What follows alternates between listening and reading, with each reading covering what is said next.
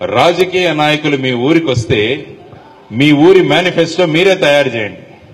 మా ఊరికి ఏమేం కావాలని మీరే తయారు చేయండి. మా ఊర్లో స్కూల్ ఉండాలా, మా ఊర్లో హాస్పిటల్ ఉండాలా, మా ఊర్లో రోడ్డు ఉండాలా, మా ఊర్లో పశువులకు ఏ విధంగా ఉండాలి, మా అమ్మా నాన్నలు వ్యవసాయం చేసుకుంటున్నారు, మా అమ్మా నాన్నలు వ్యవసాయంలో ఆనందంగా ఉండాలంటే వాళ్ళకేం కావాలి, అవన్నీ మీరే నిర్ణయించండి.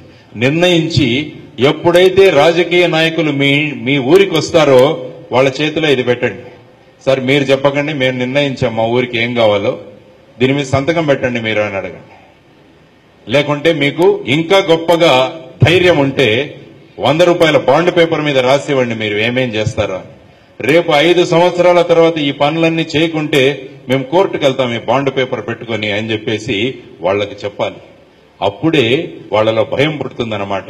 వీళ్ళు మనం ఏం చెప్తే ఆ మాటలు వినేవాళ్లు కాదు. కొత్త యువత వచ్చింది దేశంలో, వాళ్ళు మమ్మల్ని ప్రశ్నిస్తున్నారు మాకేం కావాలో, కాబట్టి మేము చేయాల్సి వస్తుంది అని చెప్పి వాళ్ళు నిర్ణయించుకుంటారనమాట.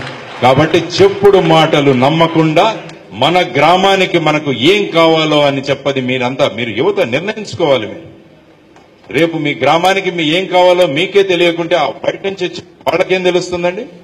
వాళ్ళు ఎక్కడి నుంచో వస్తారు, బయట నుంచి వచ్చి మీ గ్రామానికి ఇది చేస్తాము అంటారు, కానీ చేయరు.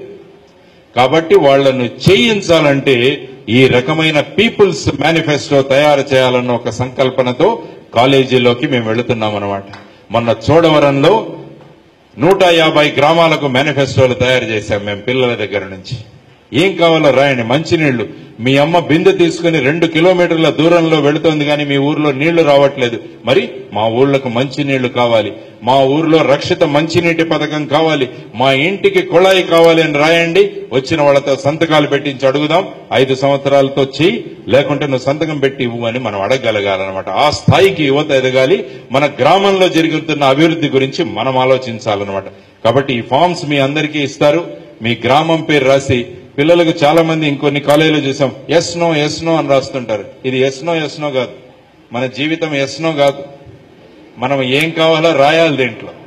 మాకు రక్షిత మంచినీటి పథకం కావాలి, మా ఇంటికి మా అమ్మ 2 కిలోమీటర్లు వెళ్లి బిందె నీళ్లు తెస్తుంది, మా ఊరికి పొలం కుళాయి కావాలి, నీళ్లు కావాలి, మా ఊరికి డాక్టర్ రాడు కాబట్టి మా ఊర్లో హాస్పిటల్ ఉండాలి, మా ఊర్లో మా ఊరికి బస్సు రాదు, మేము ఆటోలలో 20 మంది 10 మంది ఆటోల్లో కూర్చొని మేము చదువుకోవడానికి వెళ్తాం, మా ఊరికి ఆర్టీసీ బస్సు కావాలి, మా ఆర్టీసీ బస్సు రావాలంటే మా ఊరికి రోడ్